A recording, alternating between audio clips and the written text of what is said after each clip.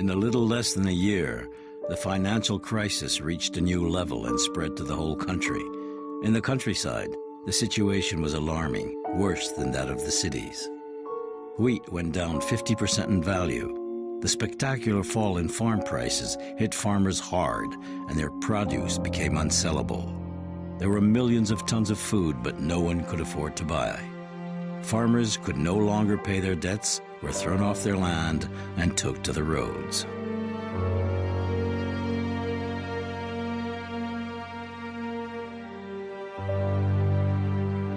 The plight everybody identifies with, the plight of homelessness, of poverty, of no work, of family disintegration, becomes a universal plight. People were looking for new places to work, and so there was this sense of moving around and also moving out of the agricultural states, which were particularly badly affected. There are mass migrations out of the Middle West of evicted farmers looking desperately for work someplace, migrant labor of some kind or another. And many of them lost their farms at this time, and this was in the early 1930s. And farm evictions were a terrible stain upon society. Many farmers were evicted because they rented their land or they owned their land and they couldn't keep up the payments. Farmers out in the Midwest are forcibly stopping auctions from happening by evicted farmers. When the judge shows up to auction off the farm, the farmers' neighbors gather and pay a penny for that farm. Don't let anybody else bid and return the farm to the evicted farmer. What are you going to get for 10? Who get 10 for it? 6 cents. 6 cents bid. Who get 10? Probably 6 out of 10. Say 10 for it. Who get 10 for it? Take it out. Hey, we can't use that stuff. We've got to go back to the music. I got a dime for 15. 15 I got. Yeah. Sold her. Outside with her. Yeah. Oh, knock them in the head. They're not worth anything. In rural areas, you have no place to go. And what you have here, what the real tragedy is, that's kind of stupid irony, that you have farmers destroying their crops because they literally can't afford to take them to market for the prices they're getting. And people are going without food. You have people cold and without clothing when the warehouses are bulging with clothing. You have homes and apartments standing empty while people are having to sleep in the streets and on the subway and in the subways and so forth. It's that irony that really was grating about the Depression. And here was an economic system that blew up between 1929 and 1932. And when you've got an explosion of this kind, it's very difficult to just stick the bits together again and carry on as if nothing happened. The steel industry is operating by 1931 at 10% of its capacity. Unemployment will soon approach 25% of the workforce. There was a kind of agitation in the country. There was turmoil. There were strikes going on, and there were picket lines and demonstrations. The Communist Party was leading a struggle for the rights of workers. There was something about the poverty, the conditions of that time, which made many people feel that, oh, yes, this is the only organization that is doing something about the Depression.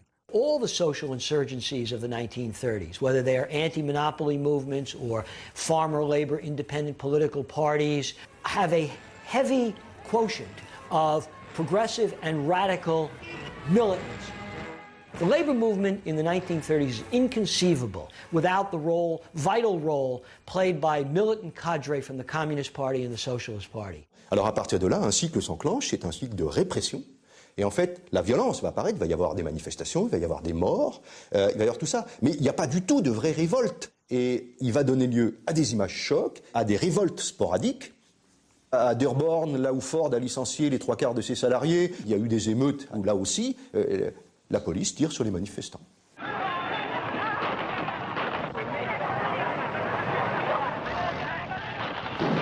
In Ford factories, where the number of workers had dropped from 130,000 to 37,000, those who were lucky enough to keep their jobs saw their monthly salary fall from $50 to $16. And when they went on strike, the police opened fire on them. 5 were killed and dozens wounded. Herbert Hoover does certain things which are so offensive, and perhaps the most offensive thing he does is to send troops to break up what is called the Bonus Army, which is gathered in Washington, and these are veterans of World War I, to demand an early payment of the bonuses that were promised them when they returned from the European War in 1918. 14,000 came from all over the country. They rode the rails, mounted trains they couldn't afford. Every way they could, they came to Washington, D.C. They presented a petition to Congress, and Congress rejected it. They sort of set up camp on the Mall, which became the sort of Hooverville of the bonus expeditionary force. Some of the people who had come went home. Some really didn't have any reason to go home, so they just stayed on. And they were no threat to anybody. Hoover allowed himself to be led astray by two soldiers, Major Dwight D. Eisenhower, future U.S. President, and above all, General Douglas MacArthur. Douglas MacArthur, you have to understand, was the kind of person who, once he got an idea in his head, it never occurred to him that it could be wrong.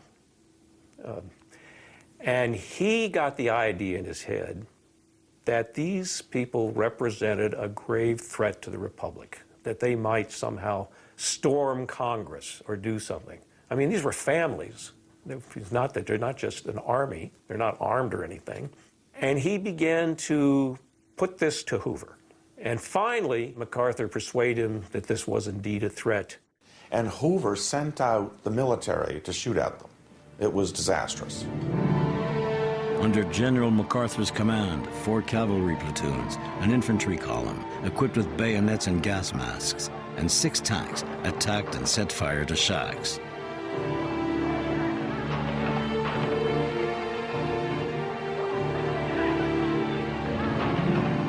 Two people were shot dead, and a third, a 2-month-old baby, suffocated to death from tear gas. Another child was more fortunate. As he tried to return to his shack to get his teddy bear, a soldier stopped him by stabbing him in the legs with his bayonet. It was an ugly thing. And what it did, and the reaction of the American people was, Herbert Hoover must have lost his mind. This destroyed the last shred of credibility he had. MacArthur, because he was MacArthur, went to his grave believing he'd save the Republic from, a revolution. A great irony that the military heroes of World War II, MacArthur, Eisenhower, would attack the veterans of World War I and break up the bonus army. And this so angers people. It's such a brutal, kind of callous indifference to the plight of Americans. That incident basically killed Hoover's reputation. I mean, his reputation was already in disrepair over the bad economic policies. That was disastrous for Hoover's approval ratings. Prosperity is just around the corner. What we'd like to know is which corner. We've turned so many corners now, we're dizzy. But still, I'm positive we'll soon be busy. Hoover, again with great reluctance, begins to establish some minimal forms of federal relief. But all of Hoover's actions don't measure up to the dimensions of the crisis. They don't come close to measuring up to the severity of the crisis. The governor of New York, remember, was Franklin D. Roosevelt. And Roosevelt did try to institute some sort of welfare programs to alleviate the suffering because it was so obvious in big cities like New York. Roosevelt himself, of course, was rich, an aristocrat, and he was not really attuned to the lives of the poor.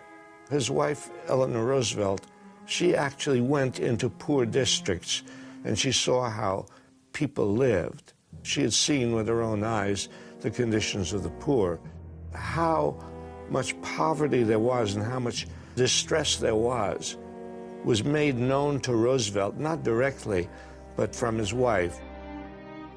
Everybody expected Eleanor Roosevelt to show up because she was his eyes and ears, and she went all sorts of places. Roosevelt depended upon her because he couldn't get to a lot of places. Roosevelt, who was struck by polio in 1921, faced a problem with no historical precedent. He was disabled, and yet He stood at the next presidential election against Hoover.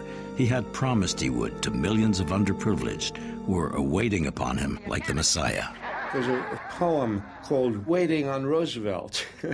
We're waiting for Roosevelt to do something for us. We're waiting and waiting. And so the poem ends with something like, you know, where are you, Mr. On July 2nd, 1932, the Democrat Party convention chose Franklin D. Roosevelt as candidate for the presidential election. He pronounced for the first time the words, New Deal. I pledge myself to a new deal for the American people.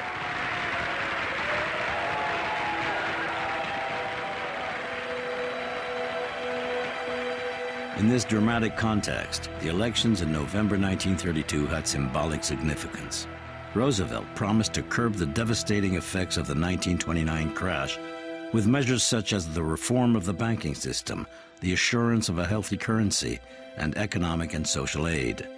But what convinced the voters was, to his despair, his rather hasty promise to repeal the amendment which prohibited the consumption of alcohol, in other words, the end of the prohibition. Franklin D. Roosevelt won with 23 million votes, compared to Hoover, who only obtained 16 million. This landslide victory put the Democrats in power for the next 20 years. Franklin D. Roosevelt, President of the United States.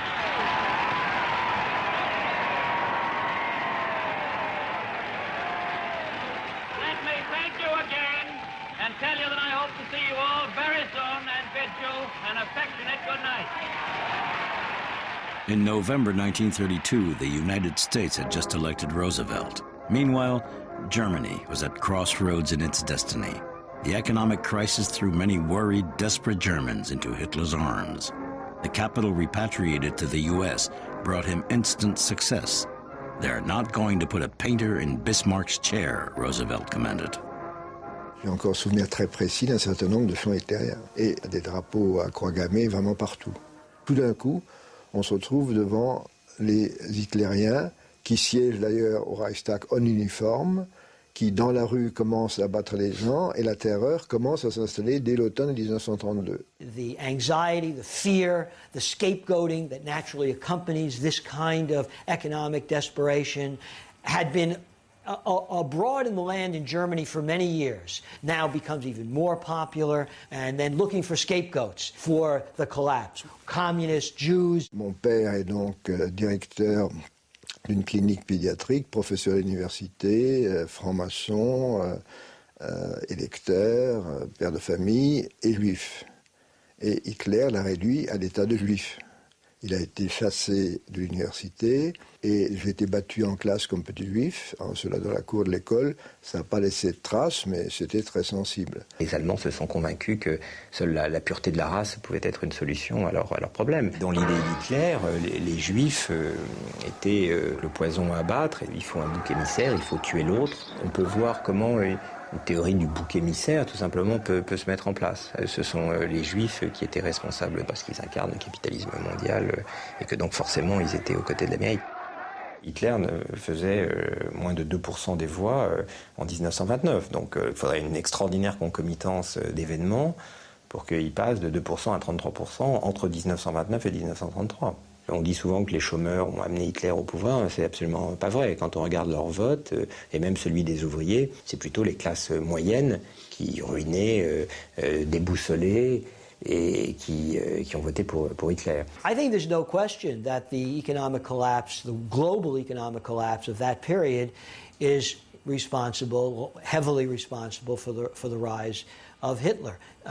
There are similar movements even in a place as politically placid as the United States. The growth of fascist movements against Jews and Wall Street, Semitic Wall Street financiers as the main producers of the Depression, as Shylocks who are looting the American economy. There's a tradition of that, a kind of underground tradition of that in American political life that surfaces in the 30s. Lots of anti-Semitism, also leveled at the Roosevelt administration, which had many Jewish people working there. We do not have a perfectly moral history.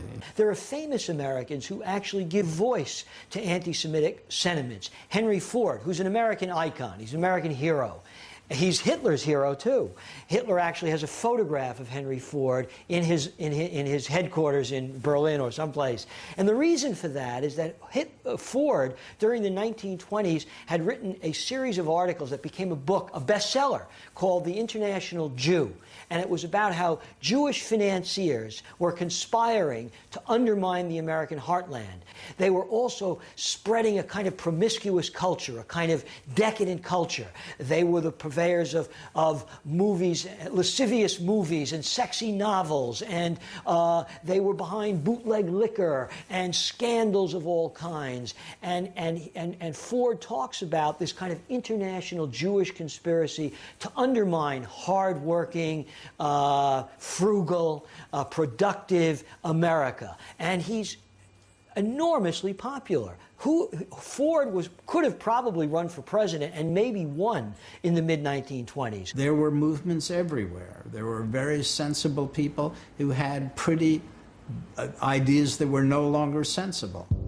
The crisis accentuated the rise of populism and extremism. All over the place, there were upsurges in anti-Semitism, xenophobia, and racism. The Ku Klux Klan had 4 million members, mainly in the South. Their constitution said, "Our duty is to maintain forever the supremacy of the white race." They advocated hatred towards foreigners, Jews, and in particular blacks, whom they hunted down after dark to lynch them. But people forget what a dangerous time it was politically in America and around the world. Democracy was threatened in America by the severe economic circumstances. The 30s are full of signs of social upheaval on the right that might be characterized as fascist or Nazi-inspired.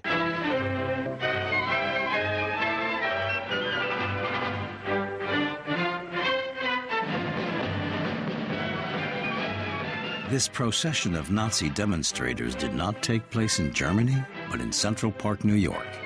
20,000 people, including 8,000 uniformed stormtroopers, and thousands of American teenagers who came from youth camps, organized according to the model of the Hitler youth camps, headed towards Madison Square Garden to proclaim the rights of white Christians, true patriots. During the meeting, the crowd booed President Franklin D. Roosevelt and made the Nazi salute, crying out, "Heil Hitler."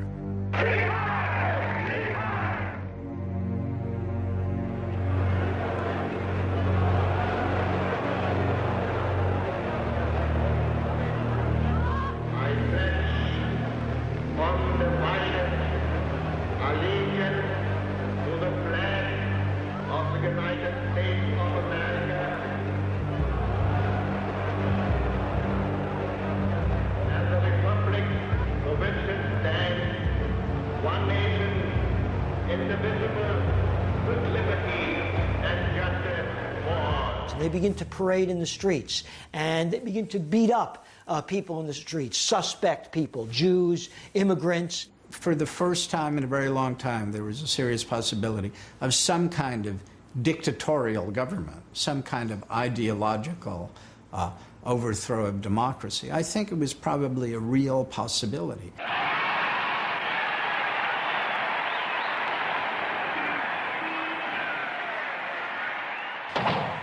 On February 15, 1933, 2 weeks after Hitler had risen to power, Roosevelt narrowly escaped an assassination attempt as he was making...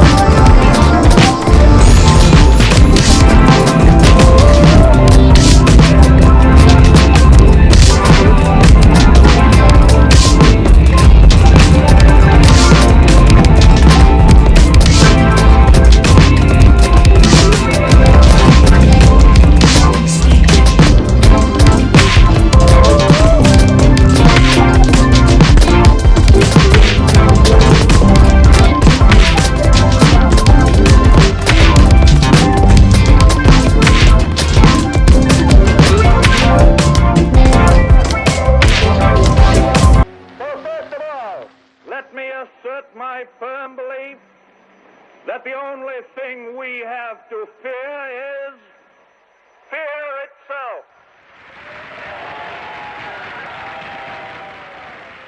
By the time he was inaugurated, the financial system was paralyzed. It was almost that way then. The banks were hardly doing anything, and something had to be done to restore confidence in the banks. The banks were in such disarray that he felt that he could revive the banking system by closing all the banks. He didn't come on and say dramatically, we're going to close the banks and we'll do something. He came on in a much lighter mood and said, everybody is over anxious about this. We're going to close the banks, and all the banks that are sound will be allowed to reopen. I can assure you that it is safer for you to keep your money in a reopened bank than to keep it under the mattress. When the banks reopened, the financial crisis had passed. It was a brilliant piece of psychology. Il fixait le prix de toute une série d'éléments de manière totalement autoritaire. Il choisissait la variation du cours du dollar tous les matins au petit déjeuner avec deux conseillers qui disaient bon, écoutez, on laisse monter, on laisse filer, on laisse pas filer. And one morning he said to Henry Morgenthau, who would later become his Treasury Secretary, not yet, he said, let it go up 21 cents. And Morgenthau said, why, Mr. President? And Roosevelt says, well, it's because it's 3 times 7, and 3 is a lucky number. And the arbitrary aspect of this displeased markets, of course, as Morgenthau wrote in his diaries, if anyone knew how we set the gold price, they would be frightened. What Roosevelt has that Hoover lacked is an open mind. He's experimental. He's willing to hear dissident voices, even voices he doesn't agree with, and also a recognition that the crisis is severe and you must try something, and if that something doesn't work, try something else. Don't sit there. Roosevelt crée les bases d'un monde nouveau. Mais en même temps, la dimension mythologique, c'est qu'il n'y avait pas de plan concerté, c'était un tâtonnement généralisé. People have nothing to sustain them through these difficult times and no wherewithal to purchase. Franklin Roosevelt recognized that this crisis of underconsumption is killing, potentially fatal. Pour lutter contre la crise, il faut qu'on embauche des chômeurs à creuser des trous le matin, qu'ils reboucheront le soir.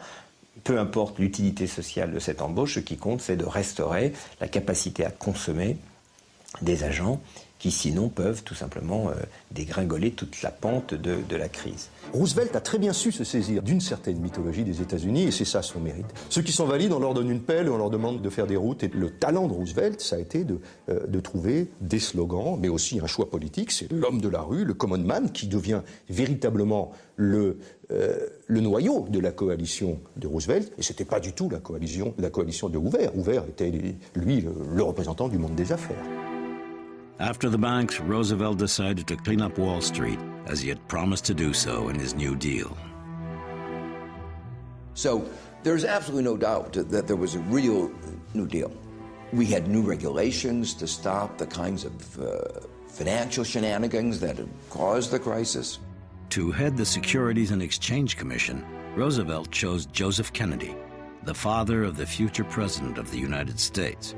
Roosevelt had wanted to make him his Secretary for the Treasury, but Congress had refused his nomination because Kennedy was about to be charged by a Senate Commission of Inquiry for stock market speculation, embezzlement, and above all, for his role in the collapse of Wall Street in 1929.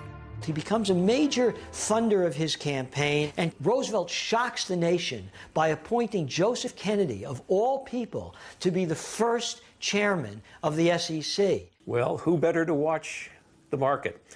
Joseph Kennedy actually made a large bit of his fortune not just in speculating in the 20s. He was one of the few who got out of the market because he saw what was coming. When the market crashed, he went back in and he started buying handfuls of stock of all kinds of companies and putting them in the drawers and waiting for them to come up again, because he knew eventually they'd be worth a lot. He has connections to the bootleg liquor industry in the 1920s. He's a larger-than-life figure who becomes enormously wealthy and enormously despised by ordinary Americans as a not-to-be-trusted speculator who makes a fortune off of other people's misfortune. But Roosevelt knew Kennedy was one of the brightest, shrewdest, Yeah, unscrupulous, but after all, he's dealing with bankers and lawyers. They were putting the fox in charge of the chicken coop.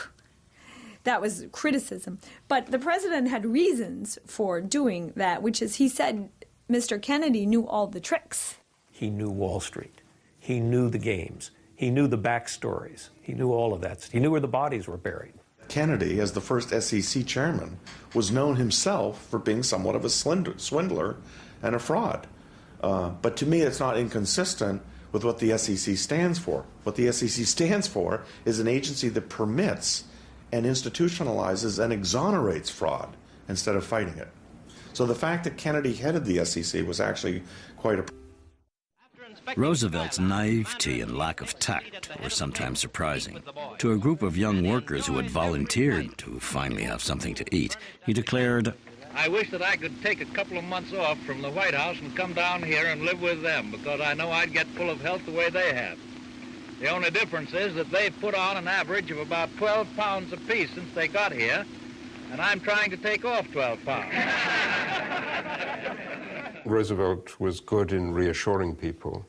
He was good in convincing people that the government cared about them, the government could do something. Preceded by a big show, Roosevelt launched his program to fight the effects of the Great Depression and to give a new boost to the American economy, which had been ravaged since the 1929 stock market crash. $5 billion were allocated to fight unemployment. Over 3 million Americans were hired, rising to 8 million 2 years later. Roosevelt had 15 key laws passed. He established a system of social welfare, pensions, unemployment benefit. He outlawed child labor, discrimination against hiring blacks and women, and he introduced a minimum wage. What characterizes the New Deal in the mid-1930s is a whole array of public works programs. Nobody had done this kind of thing before. People did have an idea, I think, that big public works projects would be a help, and that was an important part of the New Deal, and it was psychologically important. The New Deal changed America. We built countless roads, bridges, dams, schools, roads and bridges here in New York City where we're sitting today that were built with New Deal money. It changed America dramatically. That wouldn't have occurred, and it set the stage for the post-World War II economic expansion. Government spending had been used to build highways, construct schools, build hospitals, invest in research. We move into a welfare state, which we had not had before. But they are really trying to deal with both manufacturing, with construction, with welfare, with social welfare, I should say, simultaneously. There was no social welfare system. The United States was the last industrial country in the Western world to introduce any kind of social safety nets, like unemployment insurance, old age pensions, and so forth. Il a fait des choses qui ont eu un avenir extraordinaire. Il a créé la sécurité sociale en 1935. Il a posé les bases de la sécurité sociale aux États-Unis. Social Security did not apply to the poorest of workers, and these were the black workers. It did not apply to domestic workers, maids, dishwashers, porters. These were the jobs that were held by black people. They were the last in everything. They were the first to lose their jobs, if they had jobs. The black people simply did not benefit from the New Deal measures in the way that white people did.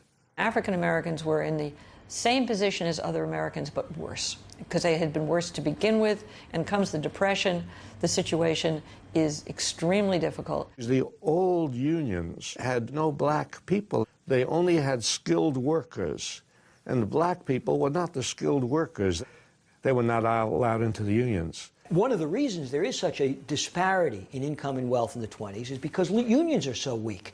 There's no defense against this corporate effort to keep wages low. Striking is still illegal in the United States, so until that time, a labor union had absolutely no standing in law.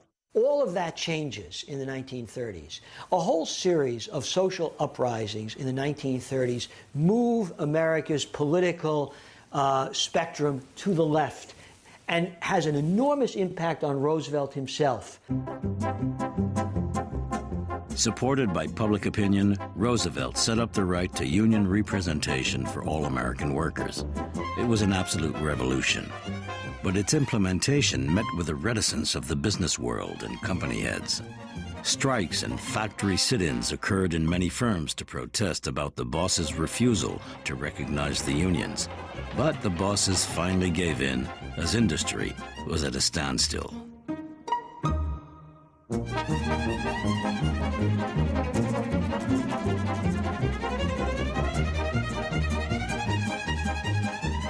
The labor movement explodes. It organizes millions of American industrial workers who had never been organized before in the heartland of American industry. And that's what led to the wave of strikes. And it put Roosevelt in a very awkward position.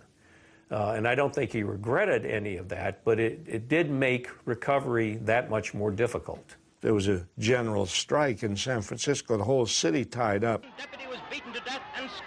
In Minneapolis, a general strike. Hundreds of thousands of workers in the South who worked in textile mills went out on strike. So this was a time in the country of great turmoil and agitation, and Roosevelt was very conscious of that.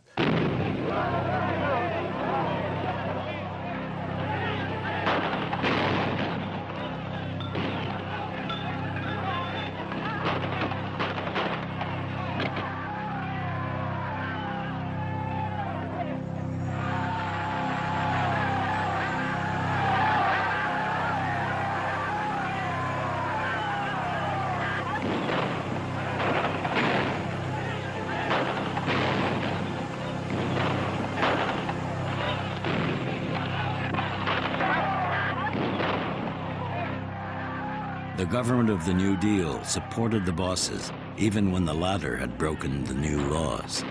Steel factories in Chicago refused to recognize the unions. Faced with the quasi-insurrectionary nature of strikes, the police, with the help of the bosses' militia, killed 10 workers and injured nearly 100. Roosevelt, who didn't condemn the massacre, sent in the National Guard. The political leaders of the country in both parties, Republican and Democratic Party, were fearful when they saw the agitation in the country, and when they saw 1/3 of the workforce was unemployed, and when they saw all the strikes and the riots going on. The rich corporations were opposed to Roosevelt. They were worried about whether the capitalist system would be able to survive. And the business community and the financial community begins to become very hostile. They denounce him in the most vile ways, as a cripple, as a Jew, as a communist, as gay. There's no epithet they won't direct at him. They're so angry at the way he has broken with the class, after all, that he came from. He's considered a traitor to his class. And Roosevelt says to them, bemused, I think, to some degree, why do you hate me so much? What I'm trying to do is save capitalism. A few timid people who fear progress will try to give you new and strange names for what we are doing. Sometimes they will call it fascism, and sometimes communism, and sometimes regimentation, and sometimes socialism. But in so doing, they are trying to make very complex and theoretical something that is really very simple and very practical. Those were good things that Roosevelt did. Those New Deals were good. Other parts of the New Deal were absurd. The only sector which didn't improve was agriculture. To help the farmers survive, Roosevelt got them to reduce their production, to push up farming prices in exchange for compensation. But this policy was contested by several economists who considered that the government was carrying out an unjustifiable destruction of wealth which was contrary to the most elementary morality. The press began to criticize Roosevelt for his lack of ideology and for making contradictory decisions. Roosevelt is a chameleon on a Scotch plaid, the New York Times wrote. And farmers were upset about the decline in agricultural prices, so they demanded government programs that would pay them to slaughter their cattle and to burn their crops in order to boost prices under FDR, which is crazy because people were starving at the same time. Why would you destroy perfectly good agricultural products? Because they actually thought the problem was too many agricultural products. That's scary, because you're committing suicide there. There really was a spreading poverty and starvation in some areas. California put guards at some of the borders trying to keep people out. They had state troopers trying to keep people from coming into California because these people would have been or were a burden on the state.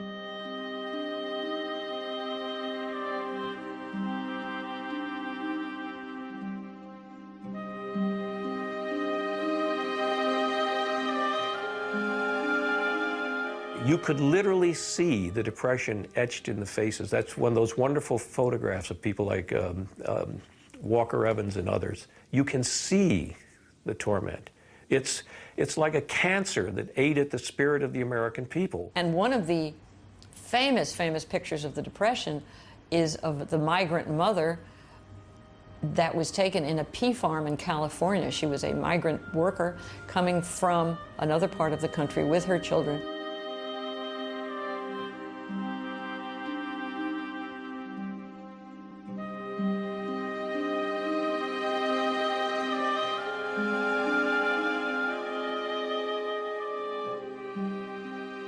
We grew up with that picture, which is a picture of a lady very hungry with her children just devastated. You look at the picture a bit differently when you know that it was paid for by the government. And the man who ran the program that created this picture wrote in a memoir of it, we had to make the Depression look bad to keep our job. So you can have real poverty, but also real propaganda. Ces photos de ces fermiers ruinés, il faut les regarder très attentivement. Ce sont des photos très construites, d'un dénouement extrêmement bien organisé. C'est la construction d'un tragique, mais qui ne livre pas du tout la totalité de ce qui s'est passé. Et ces fermiers ruinés, ils étaient ruinés souvent bien avant la crise. Et donc c'est pas la crise qui les a ruinés, c'était des catastrophes bien antérieures. Ces photos sont des fabrications de mythes. Et il faut les prendre comme telles. Il y a toute une famille, et puis il y a un lit avec des barreaux, et puis un petit enfant qui est tout nu par devant. Il y a un mélange de crasse et de dignité qui, je crois, évoque un mythe, mais qui n'est pas du tout de l'ordre du témoignage brut. C'est un témoignage extraordinairement élaboré pour construire ce mythe, mais qui ne répond pas du tout à l'ensemble des manifestations. Enemies of the New Deal describe those photographs as propaganda on behalf of the New Deal. And they were. In some sense they were, because a new culture is being born then. It's a culture of popular solidarity, very foreign to America. And it is...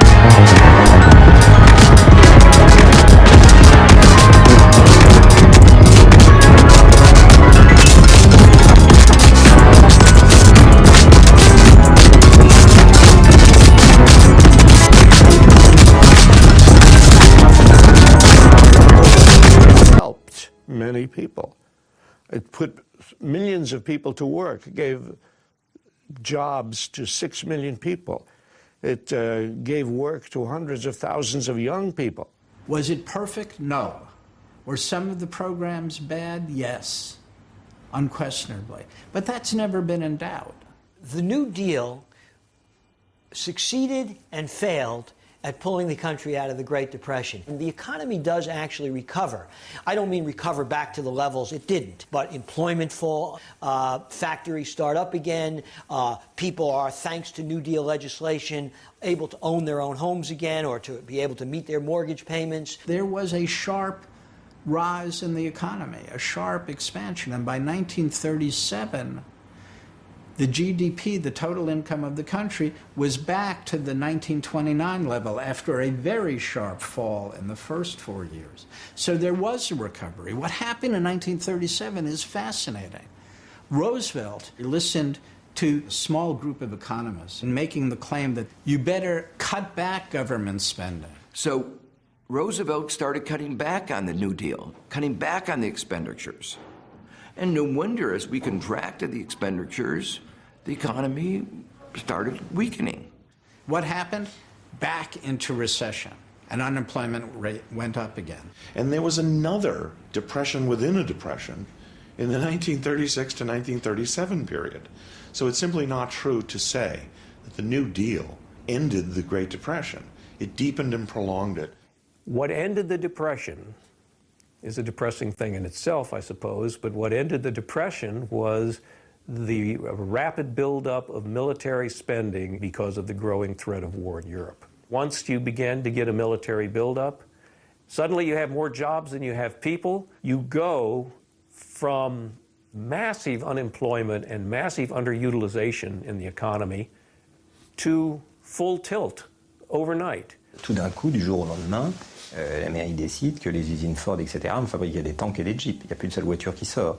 Donc l'effort de guerre, c'est un effort de production, mais du point de vue du taux de chômage, etc., oui, il n'y a pas de doute que ça a joué son rôle. It was associated with an immense drive for armaments production on a massive scale, but also for all the things that soldiers need, for trucks and clothing, and this was what got America back to work again. The economy was boosted by the war industries. So it was a kind of artificial way of keeping the economic system going.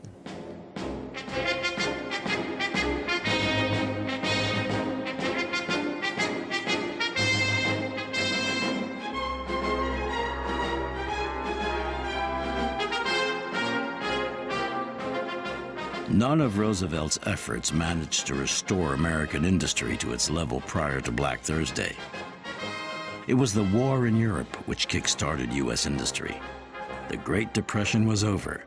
7 years of desperate efforts did less to cure the sick economy than a few months of rearmament.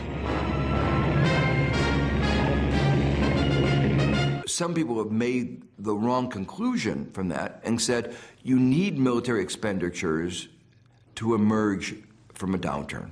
That's nonsense. That's nonsense. We must be the great arsenal of democracy. For us, this is an emergency as serious as war itself. Government spending on bombs was necessary to protect us against fascism.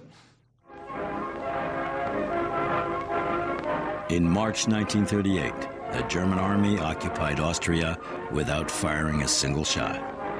World War II had just begun. And it's essentially only the Second World War that brings the United States back to full employment. So that is certainly true. We did not return to what we consider full employment until 1940. Does war take us out of the Depression? I would be loath to say that, but it certainly had some impact on it. That pump priming on a massive scale, represented by World War II, produces a prolonged period of prosperity that lasts for another generation after the war. And in 1944 and 45, the greatest fear of the American people was, when the war ends, will the Depression come back?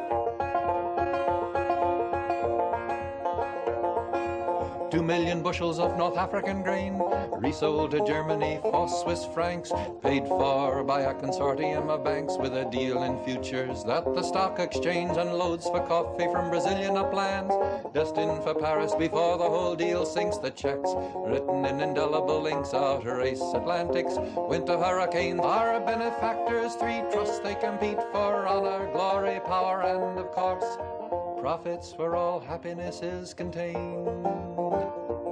We learned something from the Great Depression. Whether we've learned them enough is another matter. It's quite remarkable how ready we are to forget all those lessons when times change, and particularly when there's a profit to be made in forgetting that lesson. We had the knowledge to prevent a depression then, but we didn't use it. We didn't know how to do that after 1929, or there wasn't enough conviction for the government to act aggressively.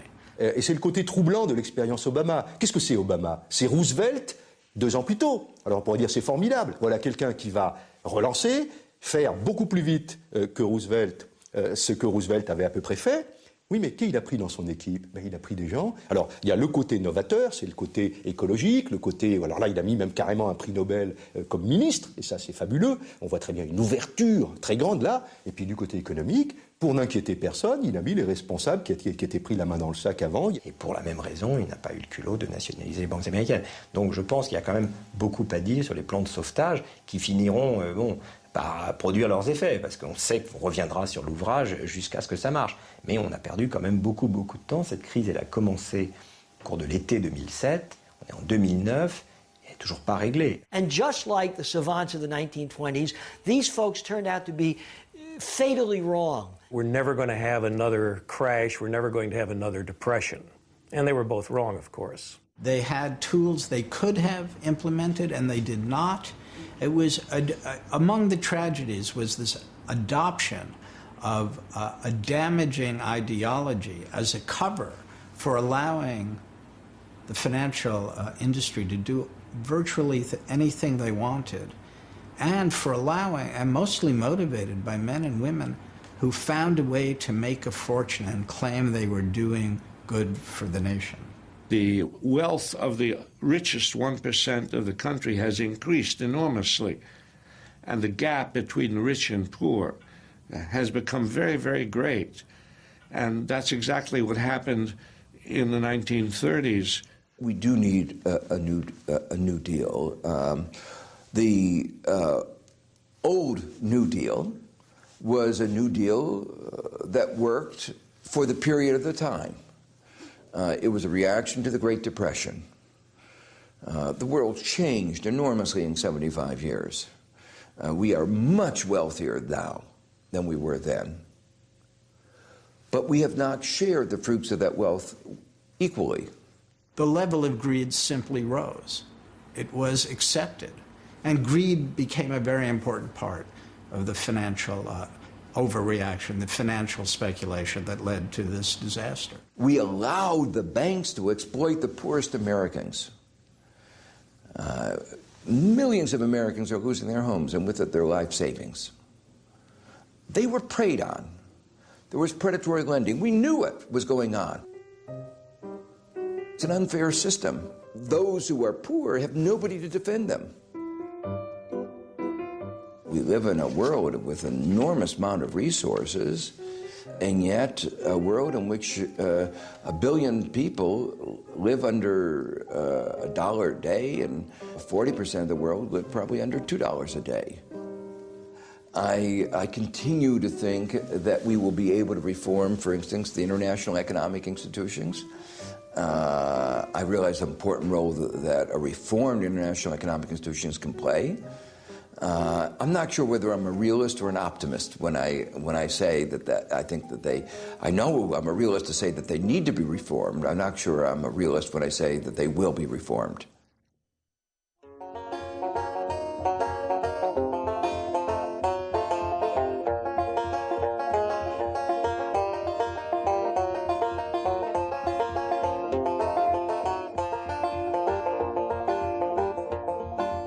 2 million bushels of North African grain, resold to Germany for Swiss francs, paid for by a consortium of banks with a deal in futures that the stock exchange unloads for coffee from Brazilian uplands, destined for Paris before the whole deal sinks. The checks written in indelible inks out-race Atlantics, winter hurricanes. At last the coffee arrives, also the wheat.